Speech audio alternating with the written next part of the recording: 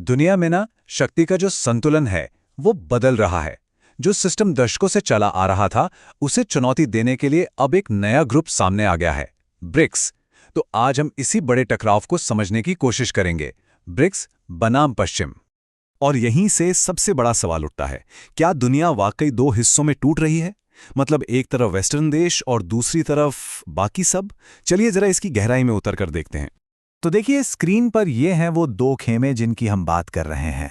एक तरफ आपको देखिएगा the West, America, European Union, UK, Canada जैसे देश, और दूसरी तरफ है ये BRICS bloc, Brazil, Russia, India, China, South Africa. और अब तो इसमें कई नए मेंबर्स भी जुड़ गए हैं। ओके, तो चलिए शुरू करते हैं सेक्शन 1 से। क्या दुनिया अलग हो रही है? देखते हैं कि इस धारणा में कितना दम है।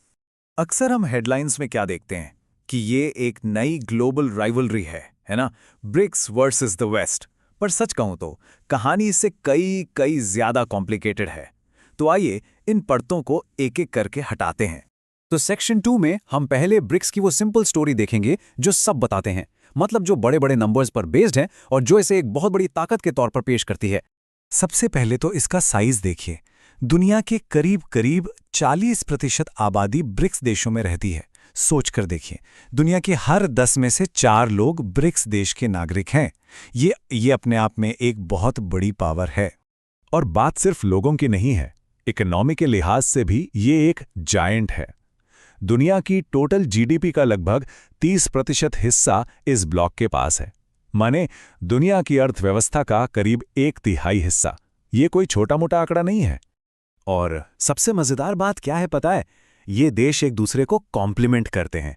जैसे रूस के पास एनर्जी का भंडार है, ब्राजील एग्रीकल्चर में महारथी है, और चीन और भारत, खैर ये तो दुनिया की सबसे बड़ी इंडस्ट्रियल और लेबर कैपेसिटी है।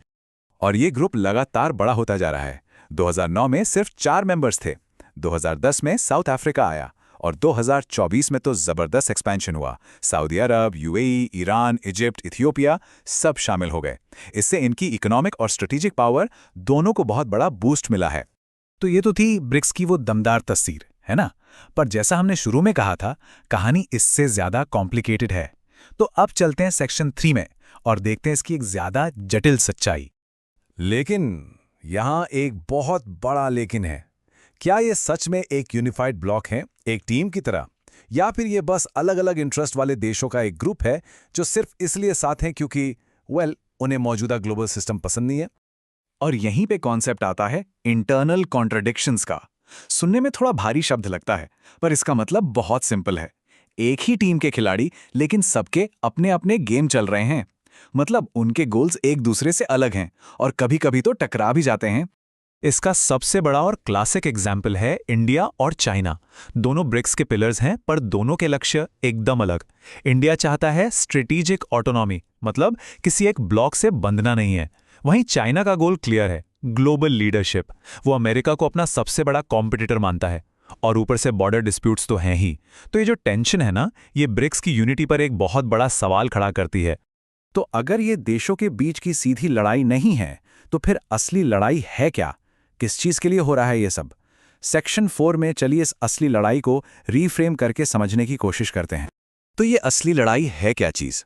देखिए, ये कोई मिलिट्री लड़ाई तो है नहीं जिसमें टैंक या मिसाइलें चल रही हों। नहीं, असली लड़ाई है स्ट्रक्चरल पावर की।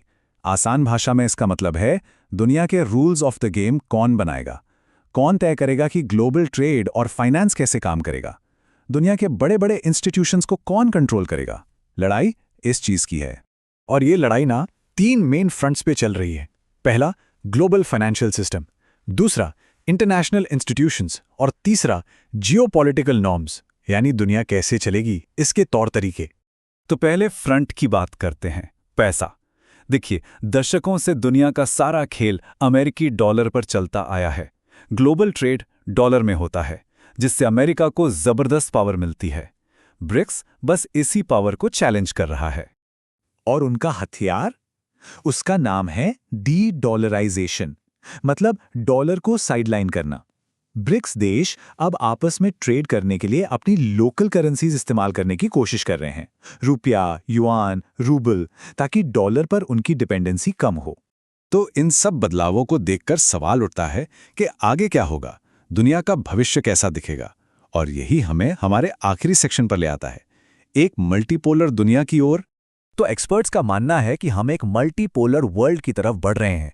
इसका मतलब एक ऐसी दुनिया जहां पावर किसी एक या दो सुपर पावर्स के हाथ में नहीं होगी, बल्कि दुनिया में पावर के कई अलग अलग सेंटर्स होंगे। अमेरिका, चीन, यूरोप, इंडिया, रशिया, सबके सब बड़े प्लेयर्स होंगे। पर एक बात साफ समझनी होगी, ये कोई नया कोल्ड वॉर नहीं है। उस जमाने में दुनिया दो अलग अलग आइसोलेटेड कैंप में बटी हुई थी। आज ऐसा हो ही नहीं सकता। क्यों? क्योंकि हमारी इकोनॉमीज बहुत ज़्यादा इंटरकनेक्टेड हैं। चीन और अमेरिका को ही देख लीजिए, एक दूसरे के सबसे बड़े राइवल हैं, लेकिन सबसे बड़े ट्रेडिंग पार्टनर्स में से भी एक हैं। तो बॉटम लाइन ये है कि एक मल्टीपोलर दुनिया तो आ रही है, ये तय है। दुनिया में अब किसी एक देश की दादागिरी नहीं चलेगी। लेकिन सबसे बड़ा और सबसे ज़रूरी सवाल वही है, इस नई दुनिया के नियम लिखेगा कौन? क्या वो वेस्ट होगा या ब्रिक्स, या फिर दोनों मिलकर? असल लड़ाई इसी सवाल के जवाब की है, और यही लड़ाई आने वाले कई सालों तक हमारी दुनिया का भविष्य तय करने वाली है।